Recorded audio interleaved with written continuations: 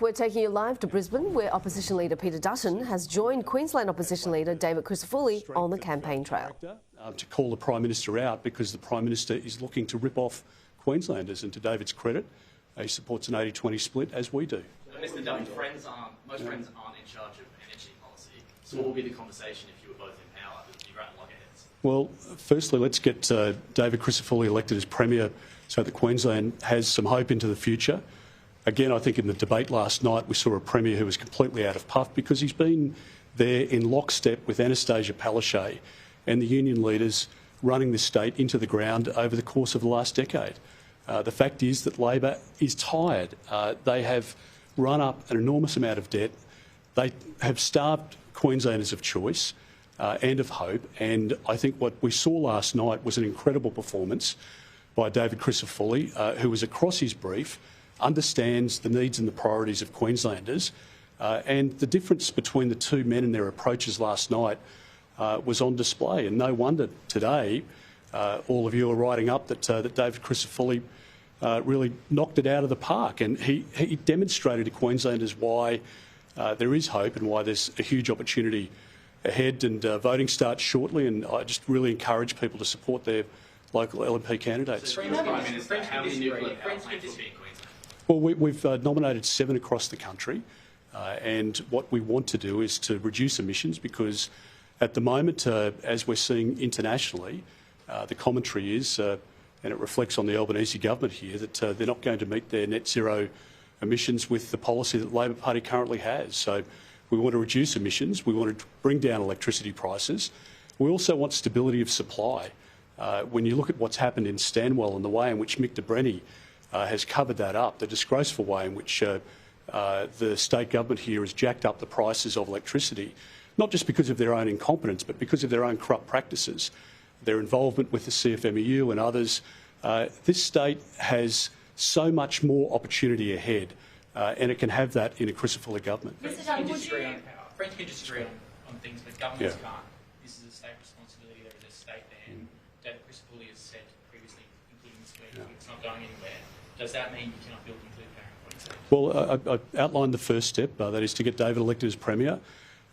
When the Prime Minister stops running scared, he'll hold an election, and I intend to be Prime Minister after the next election, and we can have that conversation, as we did with the Premiers and the Prime Minister, or the now Prime Minister, Leader of the Opposition at the time in relation to AUKUS. AUKUS hadn't received any support, nobody thought it was a chance, and we did what we thought was in our country's best interests, and we can continue those conversations in a respectful way. But in the end, we want the same thing, and that is cheaper electricity for Queenslanders. Over the course of the last 2 years, we've seen a threefold increase in the number of manufacturing businesses that have closed or gone offshore. And if we don't have a stable investment market for businesses to invest in, we won't grow the jobs.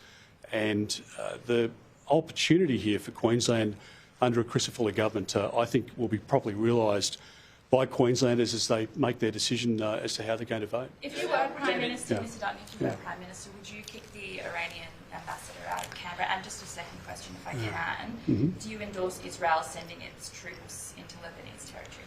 Well, a couple of points. I mean, one is that Israel is a very important ally to Australia. As Defence Minister and as Home Affairs Minister, we relied on intelligence from the Israeli services, which ultimately stopped terrorist attacks taking place here in Australia.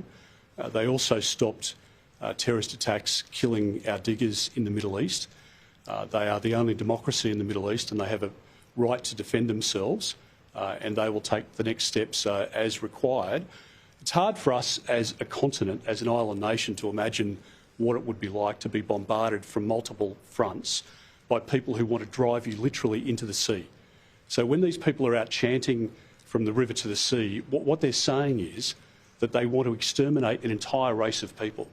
Now, there should be no support for that in our country whatsoever. People who are out supporting, glorifying leaders of terrorist organisations, they should be held to account and they should be condemned for their actions. And I welcome the announcement today that the Australian Federal Police will work with the state police to have a zero tolerance in relation to any rally that might come up marking the anniversary of the 7th of October. And do I think the Iranian ambassador should be expelled from our country? Should he be persona non grata? Absolutely he should. It's not his first time, and he's been warned by the government before. The Prime Minister has to start showing some strength of leadership and some character here and standing up for our values and what's right, and it would start with a condemnation of the October 7 celebration, of the 1,200 deaths which is being proposed. Israel wasn't firing rockets in defence on the 6th of October. They hadn't responded to the 7th of October events, obviously, on the 7th of October or the 8th of October or the 9th of October. And we see now people who want to celebrate. This was the biggest loss of Jewish life since the Holocaust. And the thought that somebody would be out there now wanting to celebrate an anniversary of the Holocaust would sicken any Australian. And I think the comments from the Iranian ambassador are completely and utterly at odds with what is in our country's best interests. And the Prime Minister and the Foreign Minister should show the strength of character and expel him from our country. Tomorrow on the flights out of Beirut, there's only 238 people who've booked some 500 spaces tomorrow only. Do you think that's a failure of DFAT or the government in communication or the booking system? What do you think? Well, look, Josh, I sought a briefing a couple of months ago because obviously we were very worried that this was going to be the case, that there would be a conflict which would result in people having to be evacuated. We supported the government's calls from DFAT, from the Prime Minister down, to his credit, has been calling for people to leave Lebanon, in fact not to go to Lebanon in the first place, and we have seen people embarking for different reasons to Lebanon in recent months. So I would just encourage people to take the DFAT advice, to visit the Smart Traveller website and to leave Lebanon without any hesitation whatsoever. If people are waiting for a RAF flight, that is going to get more and more difficult. So I would just say that they should heed the advice of the Prime Minister, book that commercial flight now and get out of harm's way and back to Australia as Australian citizens as quickly as possible. David, at the end of that... Thanks, Peter. Thank you. Peter says he'll have a respectful conversation about him, but at the end of that conversation, would you change your mind? Well, you know my position on that. Let me tell you my priority. Right now, we've got the state's major power generator that's been offline for more than 1,000 days. As a result, Queenslanders' electricity bills has increased by 19.9%. That's 3 times the national average. My commitment to Queenslanders is a maintenance guarantee and an energy minister who will take responsibility for their actions. In the middle of an election campaign, we have an energy minister who was summoned to a federal court yesterday. Just unpack that for a moment. Maintenance didn't occur. The minister turned a blind eye. The thing went boom. People's power prices were out of control and no one is held accountable.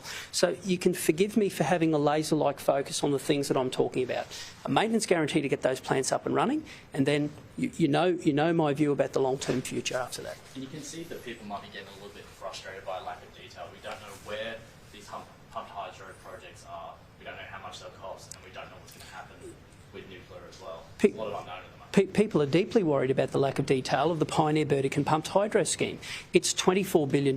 It doesn't have planning approval, traditional owner consent. There's no business case. The government can't tell us what the impact will be on people's electricity bills. And no one is saying where the $24 billion is coming from the government.